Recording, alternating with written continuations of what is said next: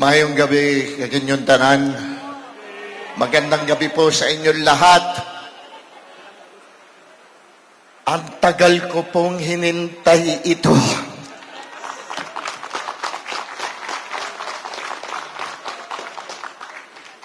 Kung yung sinasabi nyo,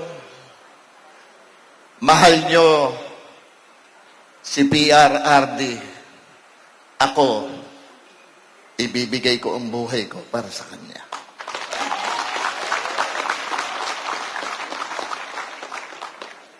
Nagkakilala po kami 2003 together with our Senator now, Christopher Lawrence Tesoro Bongo.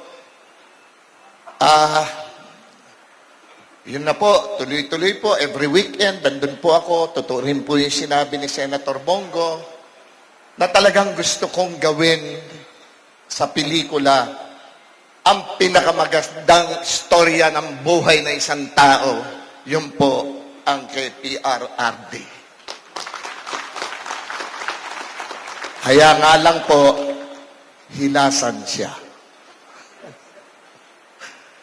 Sa inyo po kung lahat na narito ngayon, sabi nga po ni Mr. President kanina, he did not expect na ganito tayong karami. Alam niyo po, yung pagpunta niyo dito, ang nagpapunta sa inyo, dito ang Panginoon Diyos.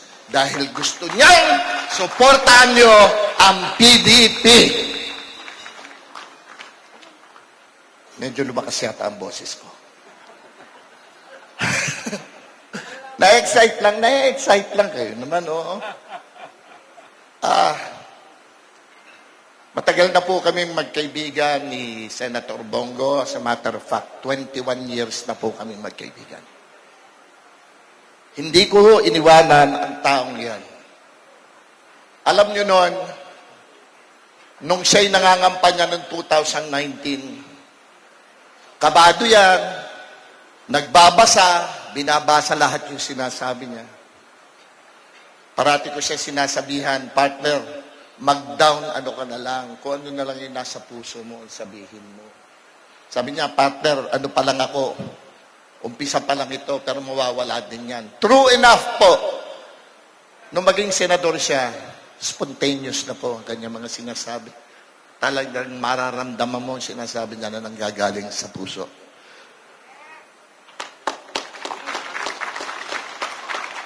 Mula noon po, na magkasama kami ni Senator Bongo, may eleksyon o wala, serbisyo sa mga Pilipino ang ginagawa ni Senator Bongo. Kasama po ako, kaya alam ko.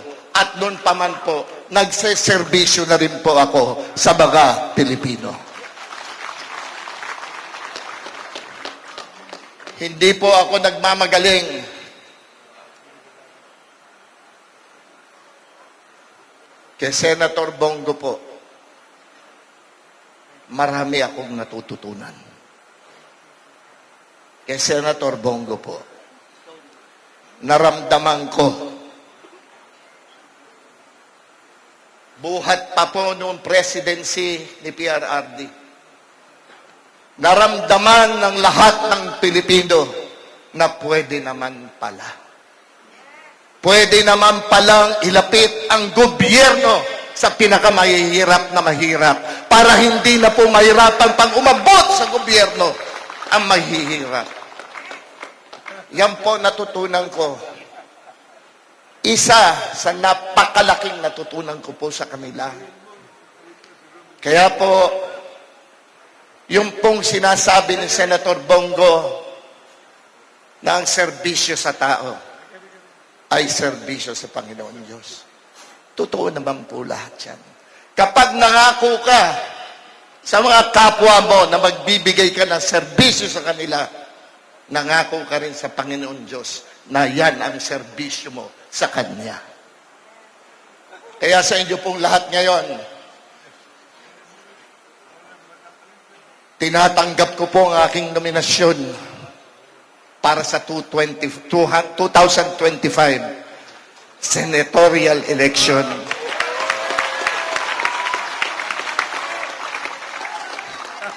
Salamat po. Mananatili po ako sa PDP hanggang sa huli kong hininga. Tandaan niyo po yan. Maraming salamat po. Ako po si Philip Salvador. Hindi po ako abogado. Hindi po ako doktor. Hindi po ako engineer. Ako po'y isang artista na PDP na magiging epektibong magserbisyo sa mga Pilipino. Magandang gabi po sa inyong lahat. Kuya Epe!